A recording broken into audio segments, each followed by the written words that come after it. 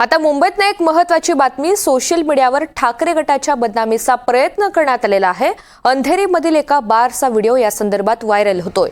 संबंधित बार आदित्य ठाकरे यांचा असल्याचा दावा करण्यात आलेला आहे। विनायक राऊत यांच्याकडून सायबर विभागात आता तक्रार नोंदवण्यात आली आहे।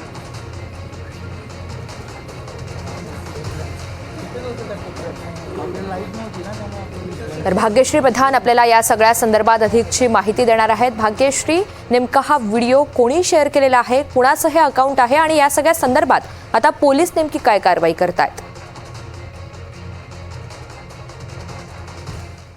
त्यांच्या पक्षाच्या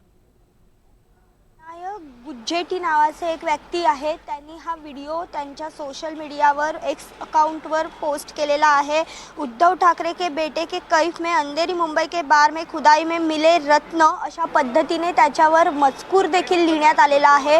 अंधेरीमधील हा बार आहे जो उद्धव ठाकरे यांचे पुत्र आदित्य ठाकरे यांचा असल्याचा दावा या माध्यमातून करण्यात आलेला आहे।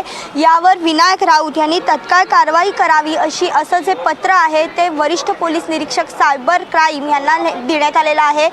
दत्ताराम चव्हाण यांना त्यांनी हे पत्र लिहिलेलं आहे आणि त्या पत्रामध्ये मुद्दामून आमच्या विरोधात बदनामी करण्यासाठी अशा पद्धतीचं जे पत्र आहे, अशा पद्धतीचा जो व्हिडिओ आहे तो एक्स अकाउंटवर टाकण्यात आलेला आहे। अशा पद्धतीचं वक्तव्य किंवा अशा पद्धतीचं निवेदन त्या पत्रामध्ये केलेलं आहे। त्यामुळे आता पोलीस नेमकी ह्याच्यावर काय कारवाई करणार, खरंच हा व्हिडिओ व्हायरल व्हिडिओ आहे की खरं मुद्दामून कोणी केलेला आहे की खरंच आदित्य ठाकरे यांचा या सगळ्यामध्ये हात आहे, हे बघणं देखील आता तितकंच महत्त्वाचं ठरणार आहे। खरं तर आगामी निवडणुका महापालिकेच्या तोंडावर आलेल्या आहेत। एकीकडे निवडणुकांच्या तयारीसाठी सगळेच जण कामाला लागलेले असताना उद्धव ठाकरे यांच्या मातोश्री बंगल्यावर देखील बैठकांचा ससेमिरा सुरू आहे आणि यातच अशा पद्धतीचा व्हिडिओ बाहेर आल्यानंतर जे उद्धव ठाकरेंचे कार्यकर्ते आहेत ते तर नाराज दिसत आहेत, मात्र सगळ्याच राजकारणामधनं देखील त्यांच्यावर टीकेची झोड उठलेली पाहायला मिळते ऋतुजा सध्या।